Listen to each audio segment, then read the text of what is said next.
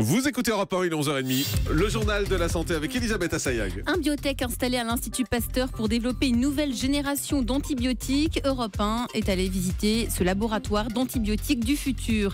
Un décret qui pourrait tout changer pour les couples en recherche de gamètes. Les hommes et les femmes qui n'ont pas encore eu d'enfants et qui sont fertiles pourront désormais faire don de leurs gamètes pour répondre à la pénurie. Et puis les moineaux des villes sont menacés d'obésité. Le SNRS de La Rochelle sonne l'alarme. Alors que s'ouvre la 9e édition du Pasteur Don, une biotech installée dans les locaux de l'Institut Pasteur développe une nouvelle génération d'antibiotiques. Ce laboratoire du futur expérimente ce que l'on appelle des héligobiotiques, une technologie très prometteuse qui pourrait être une des solutions face au développement des résistances aux antibiotiques. L'enjeu est majeur car près de 160 000 Français développent chaque année des infections causées par des bactéries résistantes. Mélanie Gomez est allée visiter ce laboratoire pour Europe 1. C'est un enjeu de santé publique majeur puisque rien qu'en France, les bactéries résistantes causent chaque année plus de 13 000 décès.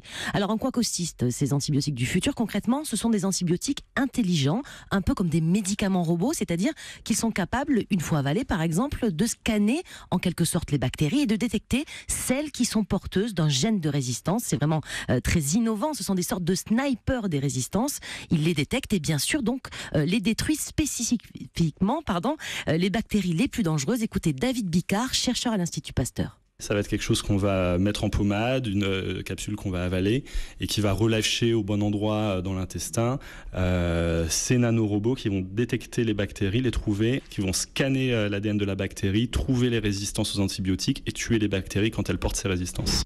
Alors l'autre avantage de ces antibiotiques intelligents, c'est que contrairement aux antibiotiques classiques, ils ne détruisent pas tout sur leur passage, c'est-à-dire qu'ils tuent les mauvaises bactéries, mais épargnent les bonnes qui colonisent nos intestins et qui sont indispensables à notre équilibre. Alors pour le moment, ces chercheurs ont déjà prouvé que ça marche chez l'animal. D'ici 2 ou 3 ans, ils vont lancer l'expérimentation chez l'homme. Les premiers tests se feront dans le traitement de la maladie de Crohn et de l'acné.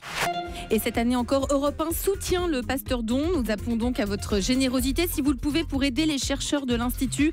Un seul numéro à retenir, le 3620 ou sur pasteurdon.fr. Un décret pour le don de gamètes est imminent. Il pourrait changer la vie de plusieurs centaines de couples infertiles en France. Les hommes et les femmes qui n'ont pas encore eu d'enfants auront le droit de faire des dons de leurs gamètes. Jusqu'à présent, c'était interdit. Ovocytes pour les femmes ou sperme pour les hommes. Un don réservé jusque-là aux adultes déjà parents. Cette évolution devrait surtout changer les choses pour le don d'ovocytes, marqué fortement par la pénurie en France, car peu de femmes le donnent. Les détails avec Ève Roger. L'idée, c'est de permettre aux femmes qui n'ont jamais eu d'enfants de donner leurs ovules. Jusque-là, c'était seulement celles qui étaient déjà mères qui le pouvaient. Alors pourquoi ? D'abord, ça permet d'élargir le nombre de donneuses. Passer de 400 à 800 dons par an, ça ne règle pas la pénurie, mais c'est déjà mieux. Ensuite, d'améliorer l'offre, si je puis dire, la cible. Ce sont les 18-25 ans, et c'est l'âge où les ovocytes sont les plus nombreux et de meilleure qualité. Problème, comment convaincre les jeunes femmes de donner leurs ovules quand on sait que c'est un acte médical lourd avec stimulation ovarienne, anesthésie générale pour la ponction et surtout que c'est gratuit. En Espagne, les femmes gagnent environ 900 € par don. Alors le gouvernement a trouvé une astuce pour susciter les vocations. Les femmes auront le droit de conserver une partie de leurs dons d'ovocytes pour elles-mêmes, pour leur usage personnel, plus tard. Jusque-là, c'était totalement interdit en France. Alors attention, l'idée n'est pas de favoriser la conservation d'ovules à l'américaine. Je ressors mon ovule quand j'ai fait ma carrière. Non, ici en France, les femmes devront être déclarées infertiles pour y avoir accès. La seule chose, c'est que souvent, vers 18 ou 40 ans, on est infertile. Et puis une question, mais que fait le docteur Cohen? Les moineaux qui vivent en ville sont menacés d'obésité. Oui, eux aussi.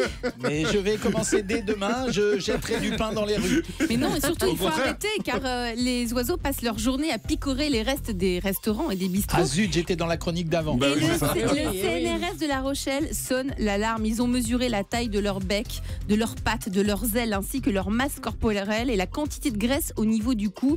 Résultat, les oiseaux des villes ont une alimentation inadaptée, surtout les oisillons qui sont plus gras que ceux des campagnes, avec un score de masse grasse moyen de 2,5 contre 1,9 en moyenne. Voilà, du boulot pour le docteur, donc c'est clair. Le chiffre du jour.